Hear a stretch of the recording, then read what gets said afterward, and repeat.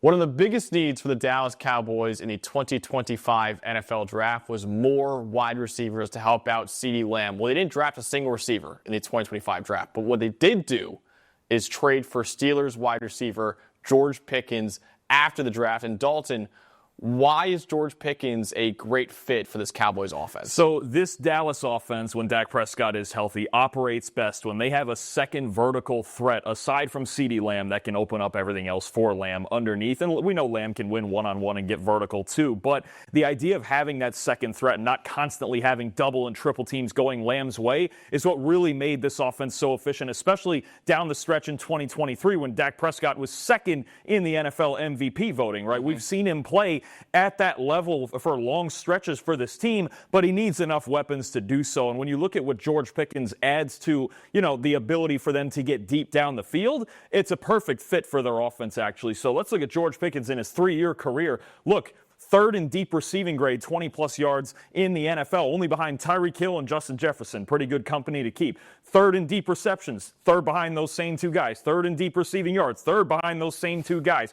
Contested catches, you talk about A.J. Brown and Terry McLaurin, guys like that. And deep target rate. Look, if you're going to be so good at it, we're going to throw it to you a lot. Obviously, Pittsburgh did that. They made sure, especially last year, he was a threat. This was really the best part of the Steelers' offense last year, and it's something Pickens has done throughout his career so well. It's just get open and make contested catches down the field. So show some examples then of George Pickens during his time in Pittsburgh and how he was such a great deep receiver in the NFL. All right, so here it is with Russell Wilson playing the Colts early in the season. I think this was his second start, I believe so. Or actually, this might have been, I don't remember if this might have been actually Justin Fields. Let me see here. Actually, this was Justin Fields. This was even before Wilson. So no matter who the quarterback is, you've got a good idea of, okay, Pickens can get deep downfield and win. Now, this is 3rd and 2, okay? So we're going to get some underneath. We're going to get some in cuts. We're trying to beat zone coverage. We're trying to get some layers going, all of this. But you know what?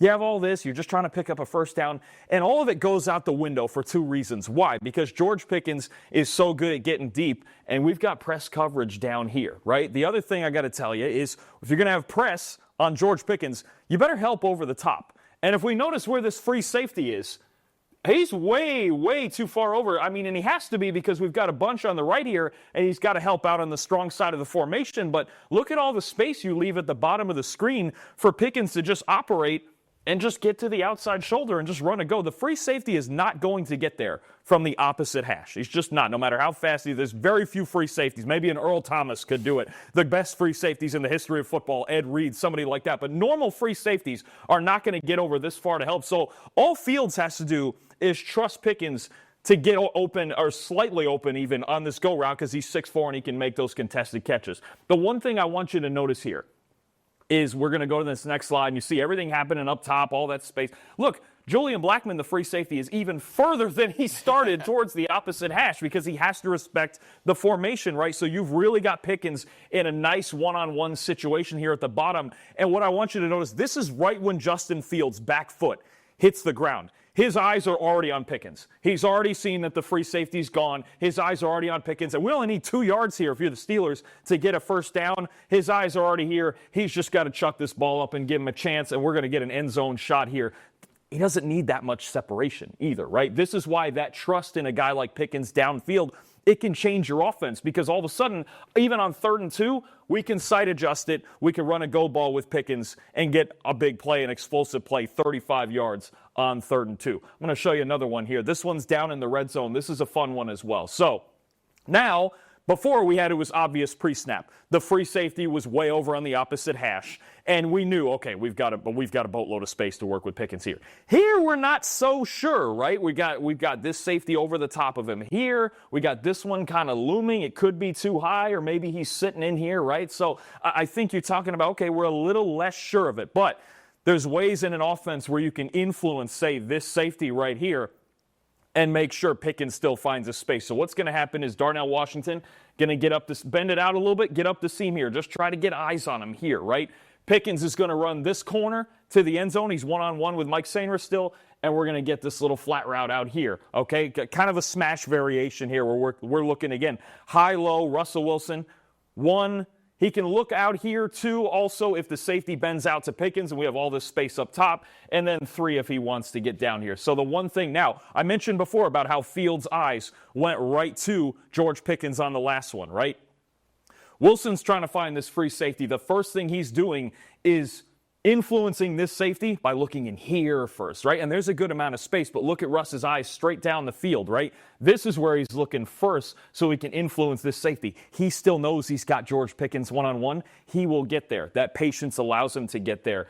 Pickens just gets to work out here, and what's going to happen is this safety's just going to hesitate just a little, and this is the space we're working with. We get to the next part, and it's nice even when you don't make a perfect throw that I've got a number 1 receiver that can get parallel to the ground here when the throw is a little bit behind him. That's the luxury also of having a guy like George Pickens. Yes, he can get open downfield. He's great down the field, but also making catches like this gives you a little bit of faith that he can win those 50-50 balls because he is horizontal right here and still makes this catch for a touchdown. He's made some outrageous catches in his entire career with the Steelers, even with the Georgia Bulldogs back in college as well, Don. Listen, as good as he was for the Steelers, he will not be the number 1 receiver for Dallas Cowboys next year. He will be the Robin to Ceedee Lamb's Batman. So how does this help out one of the best receivers in the NFL, Ceedee Lamb? You know, so often when you get a receiver that drops off in production from one year to the next, it's about, okay, something was wrong with the offense where they couldn't get vertical, right? And they couldn't get downfield. Or, you know, Dak Prescott was hurt last year and they had Cooper Rush and maybe they couldn't throw it vertically.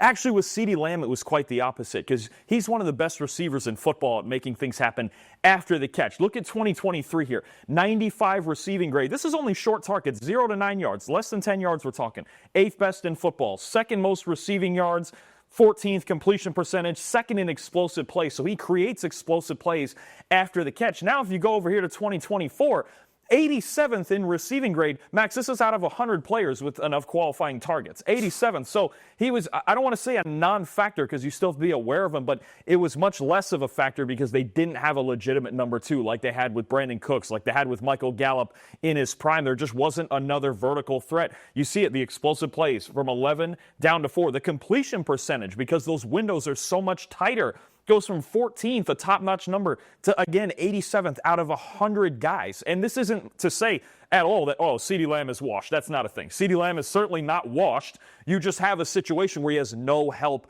at all. So let's take a look at a couple ways that help can influence the rest of a defense, and then a couple ways where last year that it didn't. All right, here's what you have here. Now, this is 2023. Dak Prescott raging hot, 2nd in the MVP voting. Who's this right here? This is Brandon Cooks. What you have here, the same concept I just showed you on the last play with the Commanders. In the red zone, this corner, okay, and this flat. This is the same concept we just saw in Washington. So who's this going to be instead of Brandon Cooks? It'll be George Pickens. Now, why am I talking about this? Here's Ceedee Lamb. What Ceedee Lamb's going to do is turn his shoulders outside, run this little whip inside into this space, right? Dak Prescott, pre-snap, knows he's throwing the ball to Ceedee Lamb. He knows it. The only thing he needs to do is run the process right. I talked about Russell Wilson with the look-offs, okay? Next slide. I want to show you something. Look at Dak Prescott's eyes. This safety was over Ceedee Lamb to start with. Look, you pretty much have the double here on Ceedee Lamb.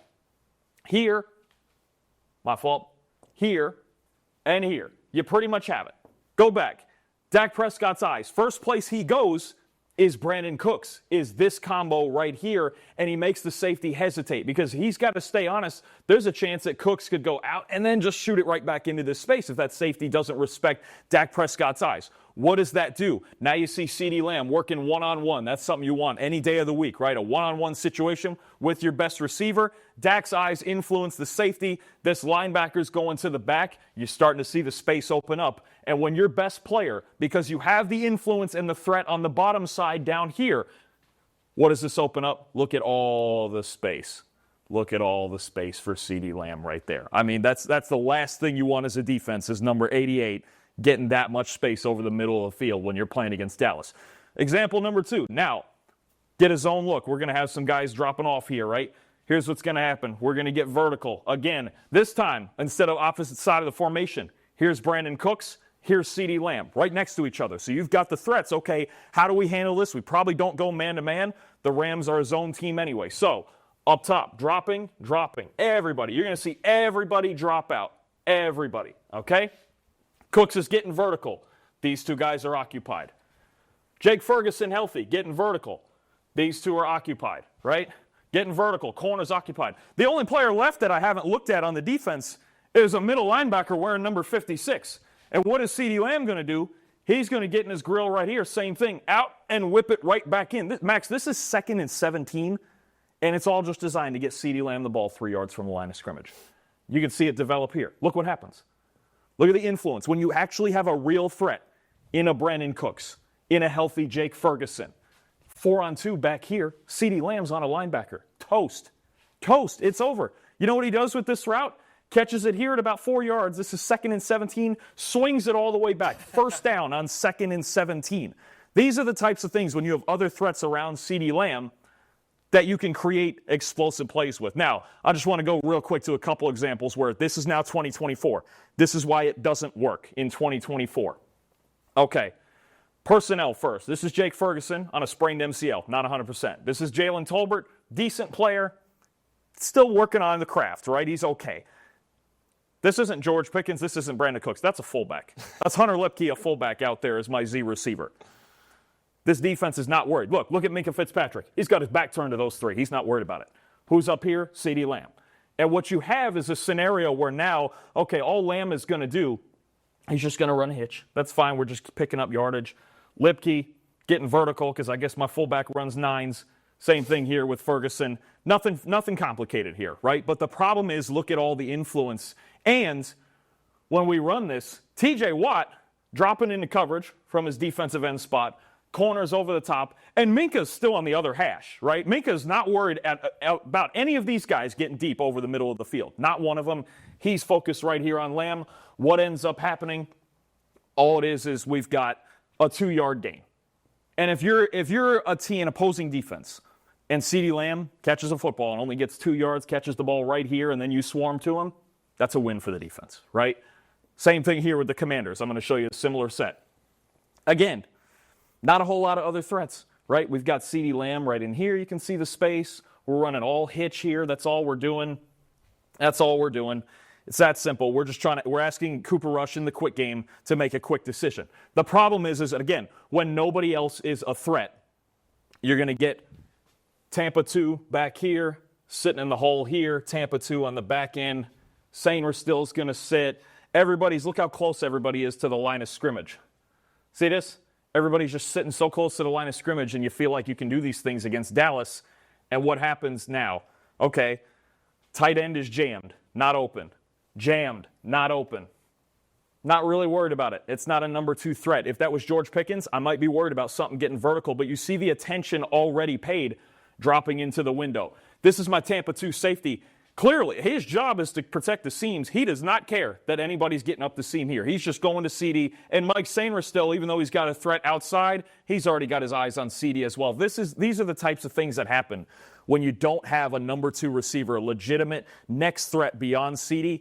All the attention is paid to him, and for as great as he is, he can't break 3 and 4 tackles every play, right? Nobody can do that. He'd have to be superhuman to do it. So adding George Pickens in as a second threat is going to clear more of this space for Ceedee like it did in 2023. So while many Cowboys fans wanted a number 2 receiver in the NFL draft, instead the Cowboys got one of the best number 2 receivers in the NFL in George Pickens.